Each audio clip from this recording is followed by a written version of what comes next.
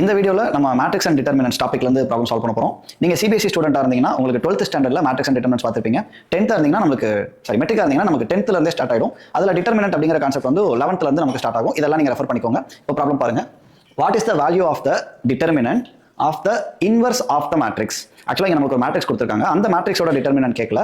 அந்த மேட்ரிக்ஸ் நீங்கள் inverse find out பண்ணி அந்த இன்வர்ஸ் மேட்ரிக்ஸோட டிட்டர்மினன்ட் கேட்டிருக்காங்க. ஸோ நமக்கு இதுக்கு இன்வர்ஸ் கால்குலேட் பண்ணிட்டு தான் பண்ணணுமா அப்படின்னா கிடையாது. ஸோ நமக்கு நிறைய ப்ராப்பர்ட்டிஸ் அதில் ஒன்றா அப்ளை பண்ண போகிறோம். ஃபர்ஸ்ட் என்ன பண்ண போகிறோம்னா அந்த கிவன் மேட்ரிக்ஸ்க்கு ஒரு நேம் கொடுத்துக்க போகிறோம். ஸோ நமக்கு ஏ அப்படின்னு நேம் கொடுத்துக்கலாம். கேட்டுக்கிற கொஸ்டின் என்னன்னா ஏ இன்வர்ஸுக்கு டிட்டர்மினன்ட் கேட்டிருக்காங்க. So direct property determinant of A inverse equal to 1 by determinant A. So இது ஒரு 2/2 மேட்ரிக்ஸ். இப்போ எப்படி டிட்டர்மினன்ட் கால்குலேட் பண்ணலாம்னு பார்க்கலாம். ஸோ ஃபர்ஸ்ட் நம்ம இந்த மெயின் டயகனல் எலமெண்ட்ஸை மல்டிப்ளை பண்ணணும். ஸோ -4 × 2 -8. தென் ஒரு மைனஸ் போட்டதுக்கு அப்புறம் இந்த ரெண்டு வேல்யூ மல்டிப்ளை பண்ணுங்க. 2 × -5 -10. இங்க மைனஸ் இருக்கா நமக்கு என்ன ஆயிடும் +10. So answer 2.